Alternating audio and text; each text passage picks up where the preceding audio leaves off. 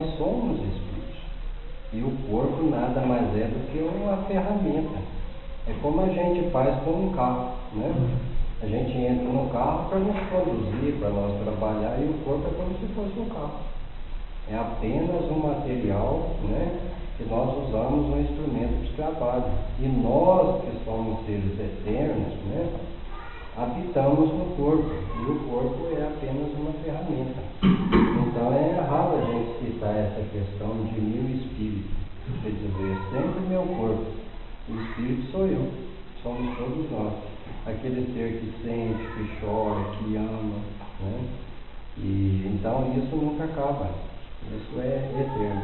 E como está citando segundo essa leitura, então, de acordo com o que a gente levanta de manhã, a gente está no corpo físico. Você trabalha, você estuda, você tem ali as suas laburas do dia a dia, né?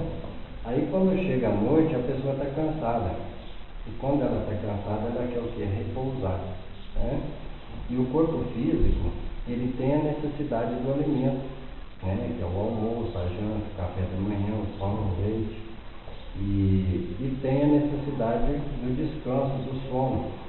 Por que nossos órgãos internos já chama órgão? Porque durante o sono eles se reorganizam. É por isso que às vezes você está estressado, cansado, deita, né? No outro dia acorda bem, disposto para a vida, para o trabalho de novo, né? Porque reorganizou os órgãos. E durante esse período de reorganização dos nossos órgãos físicos, nós estamos fora do corpo. Aí aquilo que nós chamamos de sonho nada mais é do que a gente vivenciando aquilo, né? E o espírito, ele ganha essa liberdade, ele sai, né?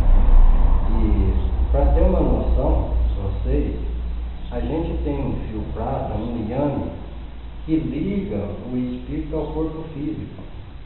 E então, só para deixar isso bem mais claro, a gente é como a gente vê uma cabrita, por exemplo, né, amarrada numa corda grande.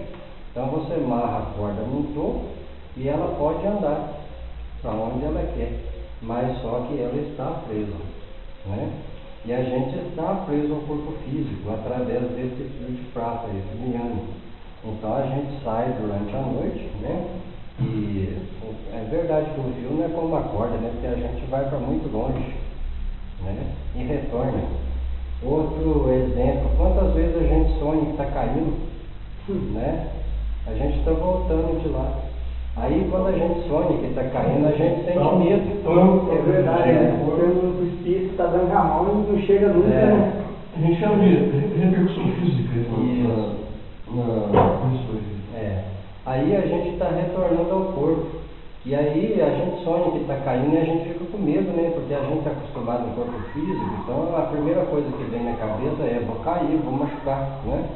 Aí a gente fica com medo. Só que você retorna ao corpo físico e acorda assustado, com o coração disparado, né? Por quê? Porque o espírito, que somos nós, chegamos e entramos no corpo físico. E no momento da morte, esse liame, que eu dei o exemplo como se fosse a corda, ele é cortado. E quando ele é cortado, aí o espírito não pode mais retornar ao corpo. Aí o corpo deixa de funcionar, o coração para, né? E em nosso próprio sangue, as células que temos são os nossos próprios consumistas, né? Porque aí vai depositar o corpo, né? Na terra ou na urna, no túmulo, seja lá como for, e já tem em nós mesmos esses bichinhos que vai consumir a carne, né? Vocês pegam um frango, por exemplo, né? Você mata ele e joga fora, para você ver. E aquilo parece que já começa por dentro a decompor, né? E então, o corpo físico, ele é dessa forma. Agora o espírito, ele tem essa liberdade, né? De sair durante o sono. E outras coisas também que acontecem, às vezes a gente está com um problema que você não acha solução para ele. Aí você pensa assim: puxa vida, não sei como eu vou fazer isso aqui. Tento de um jeito, não dá. Tento do outro, não dá. De repente você deixa aquilo ali, né? Aí você dorme. Aí é como se durante a noite você saísse e dialogasse com alguém, um outro espírito, tanto faz encarnado ou desencarnado. Desconselho. Isso. Aí o que acontece? Você se aconselha, né? Você aprende com aquilo, no outro dia você vai mexer sem ter noção, sem lembrança, você consegue. Muitas vezes é aquilo que as pessoas falam, né? Que é bom você dar um tempinho e vir com a cabeça fresca, mas nada é mais. Está com problema para resolver. Não, vamos deitar, vamos descansar, mas eu resolvo. Às vezes você acorda já com a intuição da solução, vai ter problema. Exatamente. Então é isso. O que acontece entre o sonho e o sono, né? Que é uma parte do livro dos Espíritos, na qual eles nos esclarecem sobre isso. Né?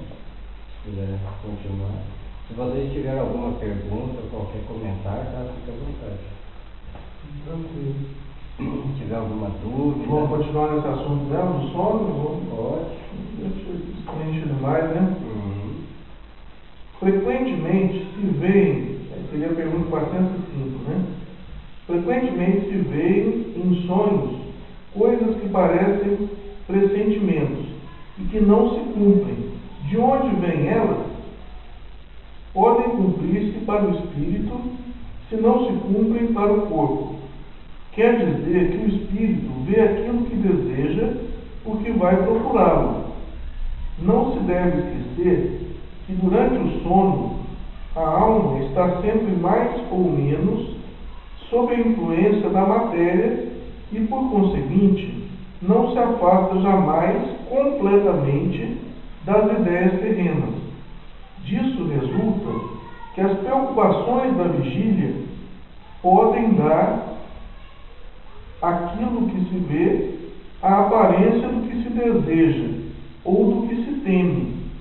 A isso é que realmente se pode chamar o efeito da imaginação. Quando se está fortemente preocupado com uma ideia, liga-se a ela tudo o que se vê. A gente vai dormir preocupado, né? Com medo que alguma coisa aconteça, às vezes no sonho, você sonha que está acontecendo, por exemplo, né? Vou citar alguns exemplos.